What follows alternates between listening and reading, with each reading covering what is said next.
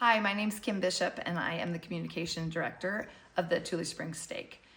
Hi, I'm Michelle Blanchard. I'm in the Elkhorn Springs Steak, and I am the Steak Communications Director. This will be our third year doing the Crystal Apple Awards, and it is an event where we have kids in the steak or non-member kids at the high schools nominate a teacher or a coach who has impacted their life for the better and helped shape them into the person they are. We really wanted a way for our youth, the Shadow Ridge High School, to just think about teachers who have made an impact in their lives, and we wanted to honor them. So we got some information from the students and their administrators alike. And the kids nominate the teacher by writing a short essay, and then we go through the essays and we pick the top ones, and then we award those teachers and coaches the Crystal Apple Award.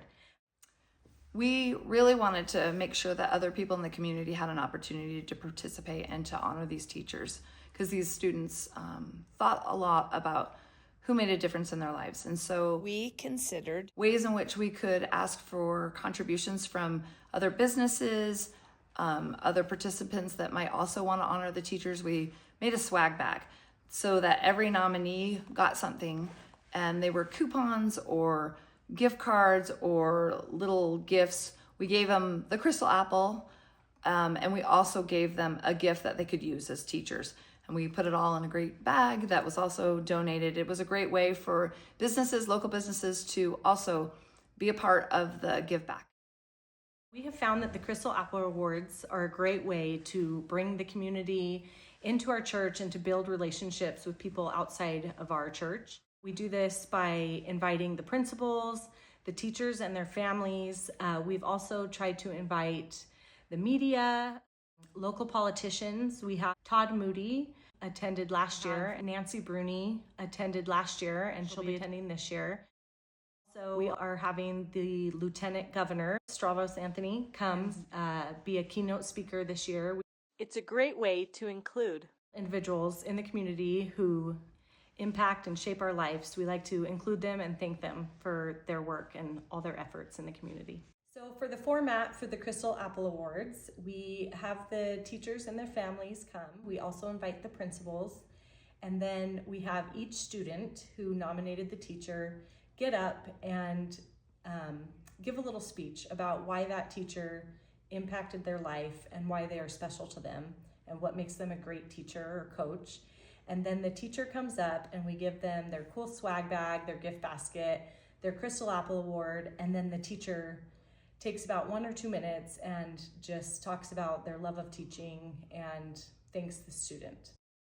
So we did a lot of the same things. We also invited the administrators, and that is key. You really want to invite the administrators, because the administrators deal with a lot of problems, but they don't have a lot of time where they get to hear of the wonderful things that are happening from the perspective of their students, and also to see their teachers be honored. So that's a definite, everyone must do that. But rather than have the kids there, we found that to be a real challenge to get the kids there. So we made a video and we interviewed the kids. We just asked them candid questions about the teacher, and then we took all that footage and we boiled it down to a nice soundbite, and that was what we were able to show. And then we too brought the teachers up and we too gave them the mic, and that was really powerful because it allowed them to just show their gratitude, but to be heartfelt. And so it was nice to see and feel the emotion.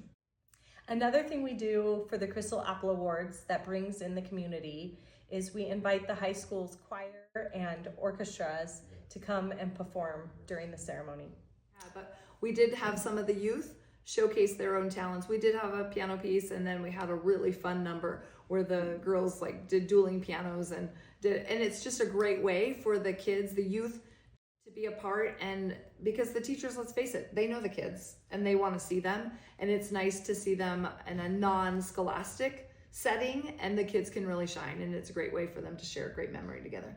I love that. This year we have decided, Kim's Steak and ours, there was some confusion with overlap the last few years. Sorry.